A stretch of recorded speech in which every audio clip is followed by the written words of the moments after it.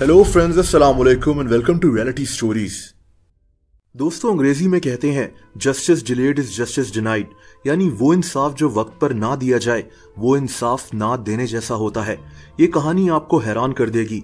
एक आदमी जिसने अपनी जिंदगी के 48 साल जेल में गुजार दिए और फिर पता चला कि इसका कोई जुर्म था ही नहीं।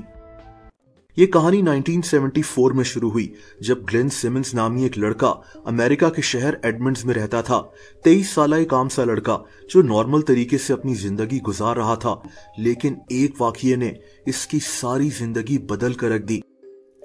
दोस्तों, दिसंबर 1974 में एडमंड शहर में एक डाका पड़ा जिसमें एक औरत कत्ल हो गई। इस औरत का नाम कैरोलाइन रॉजर्स था। ये औरत एक स्टोर के अंदर काम करती थी और इसी स्टोर में डाकू घुस गए। इन्होंने कैरोलाइन से पैसों का मुतालबा किया और इसके सर में गोली मार दी।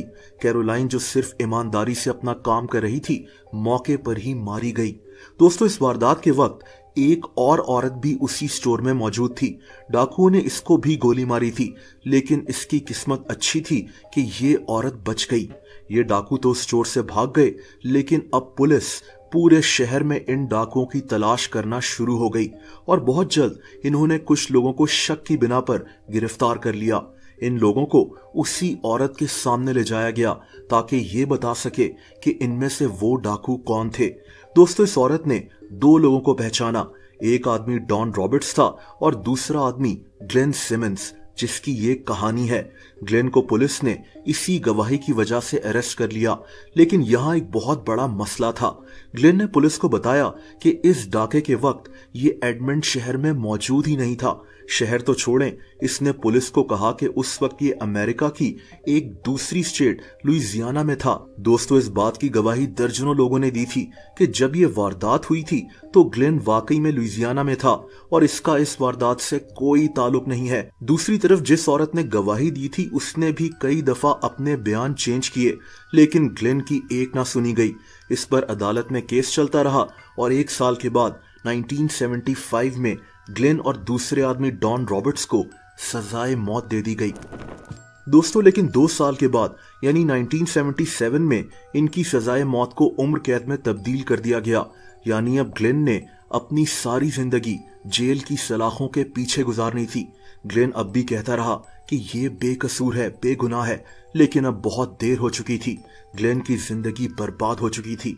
ग्लेन जो अपनी जवानी में जेल गया था, इसने 48 साल जेल में ही गुजार दिए, यानी अपनी सारी जिंदगी एक ऐसे जुर्म के लिए जो इसने कभी किया ही नहीं था, बल्कि ये वहां मौजूद ही नहीं था।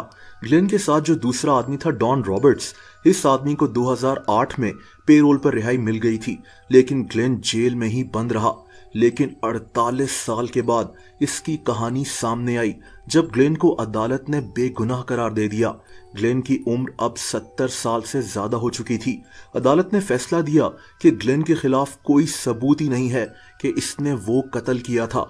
कुछ महीने पहले ग्लेन को 48 साल 1 महीना 18 दिन के बाद जेल से रिहा कर दिया गया, लेकिन ग्लेन की सारी जिंदगी जेल में ही गुजर चुकी थी।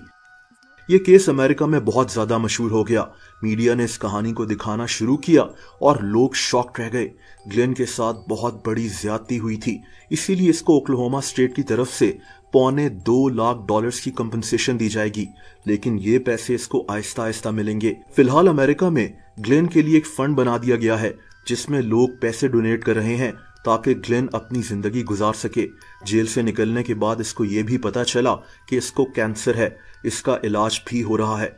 लेकिन ये सारी बातें एक तरफ, ग्लेन की जिंदगी के 48 साल वापस नहीं आ सकते।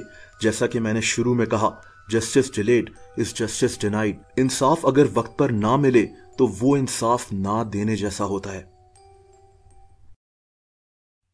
दोस्तों, अगर आप मुझे इंस्टाग्राम पर भी फॉलो करना चाहें तो उसका लिंक नीचे मौजूद है।